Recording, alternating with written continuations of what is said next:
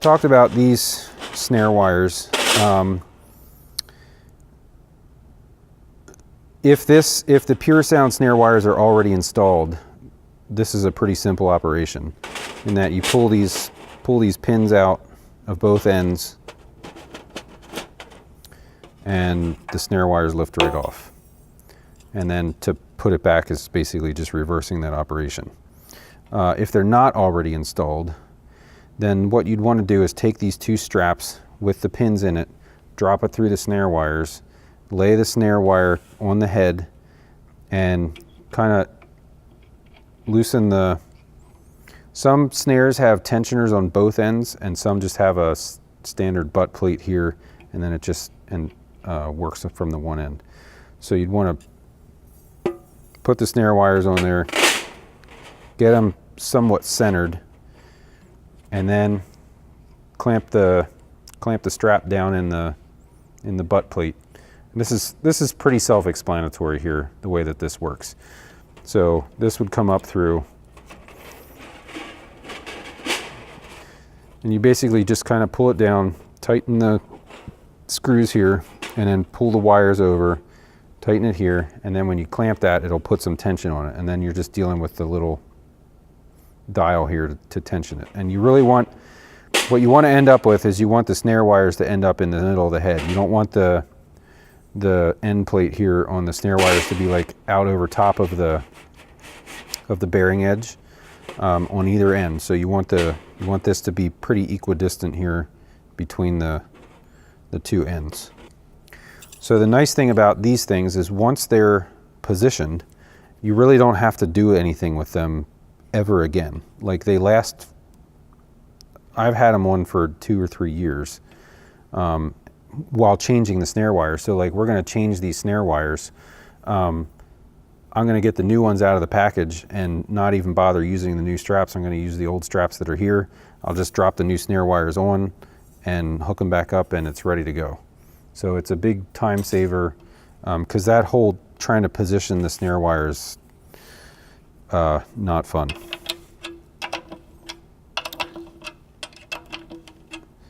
So what we've done with the snare on the 6.5 inch is the top head I'm tuning to a C, and that's about 260 hertz. So I think that's C4, if I remember that correctly.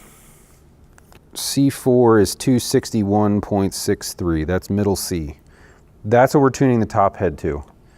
The bottom head I'm tuning to a G over the C, so significantly higher. And it actually is, it's about the highest that this head on this drum will tune to. So once you get to that G, it's really difficult to actually tune it higher than that.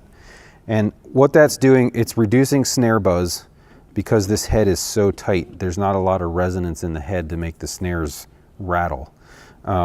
It's also, that's where we're getting the crack out of the drum, is from the bottom head. And then the body of the drum, sort of the throat of it, is from the top head, and it leaves the top head at a tension that's playable. It's a good rebound, it's a good tightness, so the drum really works with you, so it helps you to be more expressive. It tightens up your rolls and things like that. And so that's kind of helping the drummer, is by putting the head at those tensions, at least the top head, it's giving him something comfortable to play with. And then we're shaping the sound really with the bottom head.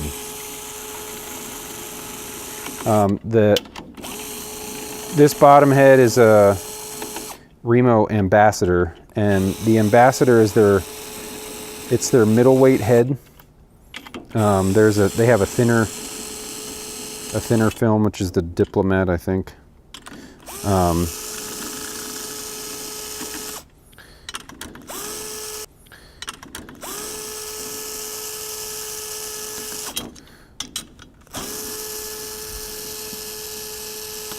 If we tried to crank the Diplomat up to this kind of tension, we'd probably pull it out of its hoop. So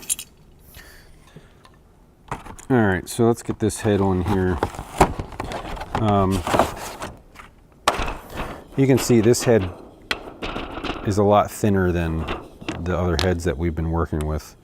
So again, just because it's me, I'm putting the label with the tag on the drum, with the label on the top head, just because that's how I do things. You don't have to do it that way, but if you don't, fairies will die.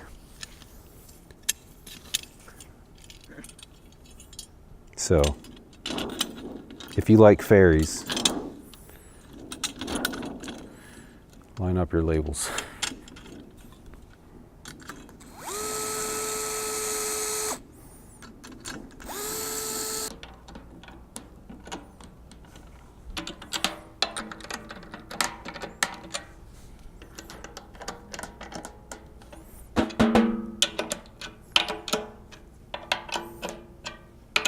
Now, tensioning on the bottom head can sometimes be a little weird because some drums have a snare bed cut in them where on the bearing edge where the snare wire comes across, they actually kind of scoop it out.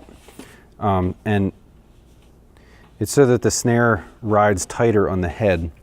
But what that does is it messes up the bearing edge in front of the lugs on either side of the snare wire. So it's harder to get these lugs tight on either side of the snare wires because of that scoop in the bearing edge, because it doesn't ride cleanly around there. So that's another reason to crank the snot out of the bottom head, because it sometimes helps cover that up. This drum does not have that issue.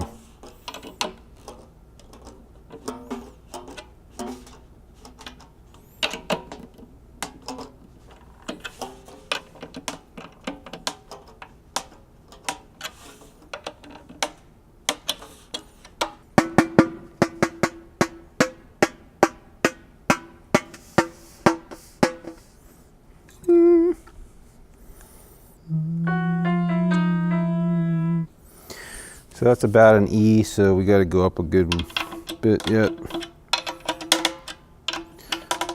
This head will stretch a lot, so I'll get this tuned up to a G and come back to it tomorrow, and it could be all the way down to an E.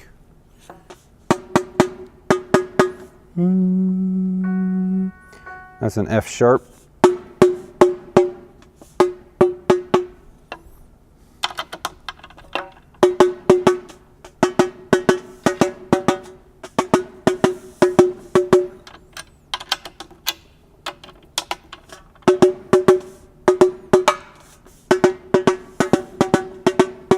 This pair here is at a G now, so just take these other 6 up.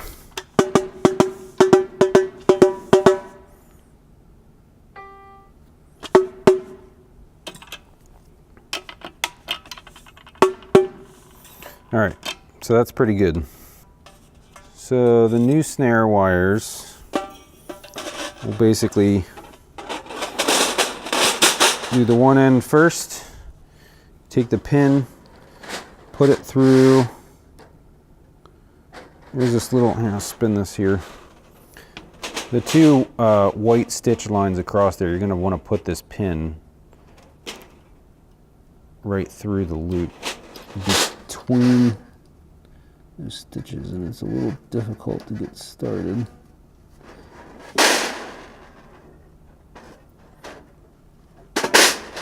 And it doesn't matter whether you put it through this way or this way. You just want to make sure that the bumpy part of the pin is up, not down towards it. And then there's a little groove on the snare wire where that pin actually fits down in there.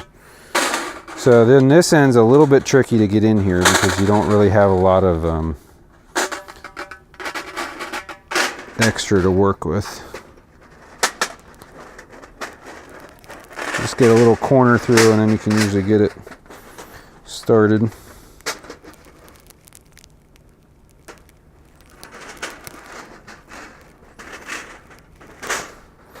And that's that. And then you can see that the snare wires are still centered between the two edges.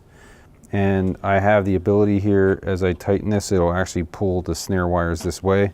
So I have just a tiny bit more room here than I do over here, which is good.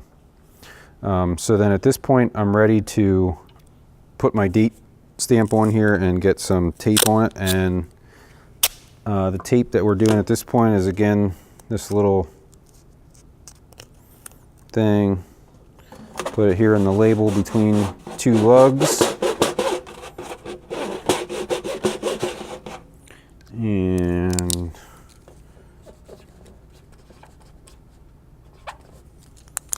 date it. And now we're back to this head. So now this head's been on here for a little bit. So now I'm ready to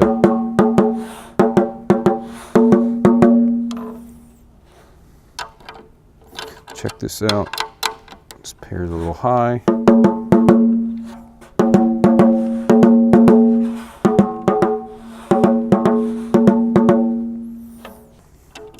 So then we're still working our way up to the C4.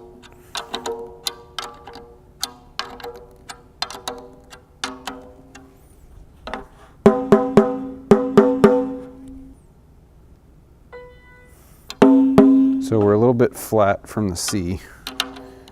And the first time, right when I change the head,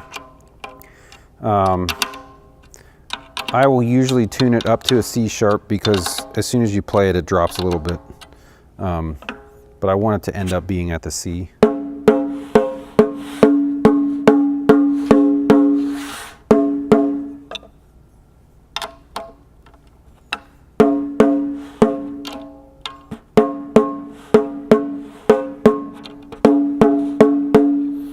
So that's not bad. Now tape-wise, what I'm doing on these, at least to start, until the head's broken in a little bit, is I'm doing the head, or the tape placement on the head's a little bit important on the top, because you don't want it to be in a spot where it's in the way of stick patterns. So when I play, I have the throw off for the snare like pointing right towards me. And then the snare drum mic will come over the drum here underneath the hi-hat and beside the rack tom. So I put my first piece of tape, that's where my label is on the head. I put the first piece of tape there. And that's always out of the way. So if I'm doing rolls on the edges, I'm doing that directly across from me in front of the floor tom. That's off the tape to the side. So then my second piece of tape, I'll put over here.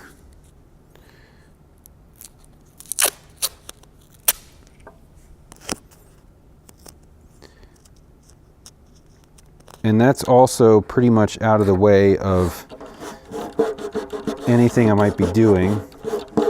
Because if I'm doing like a cross stick or something like that, the heel of the stick is off the tape. So it's just right here is kind of, these are the two spots that are the most out of the way of anything that I'm doing. So if I'm playing on the drum, it's going to be, you know, here or in the center. You know, I have this whole area to work with, and I'm not really going to run into the tape anywhere. So that's why I picked those two spots, but also because they're on separate axes from each other. So I'm trying to take overtones out of the head. So I don't want the two across from each other, because that just creates a total dead zone in the middle here. I'm just trying to get, you know, in two different directions, just take some of the overtones out of the head. So I want them to be sort of at right angles to each other, so they do a better job of that without totally deadening the head. So that you can hear the head has some liveness to it still, and I didn't totally, you know, make it dead with the tape. The tape's just taking a little bit of that shrillness out of the head. Once the head wears in a little bit and gets some stick marks on it and gets dirty and whatever, you can take off one of the pieces of tape and it brings some life back into the head. But honestly, we're changing the snare heads often enough that they don't get, not all the time, most of the time they don't get that bad that you really need to do that. So at this point, this drum is about done and is ready to be played. And then after we play it, it'll need to be tuned again, because the bottom head will detune, the top head will detune. You'll get some weird rings. So normally during the course of a rehearsal, I might tune it once or twice, but I'll just play through the rehearsal, let it start to sound bad, and then, tune it after rehearsal, and then on the weekend, tune it up again. And after the first weekend, then it's usually pretty good, and then you can just kind of tweak it a little bit here and there and keep it in the range that it needs to be in, and it'll last pretty well like that. So that's about it for this drum. That's how the snare drum gets done. That's why the snare drum gets done that way. And again, it's pretty important. So if you're going to spend time on this, spend time on this drum, because this is the one that makes the difference in the house.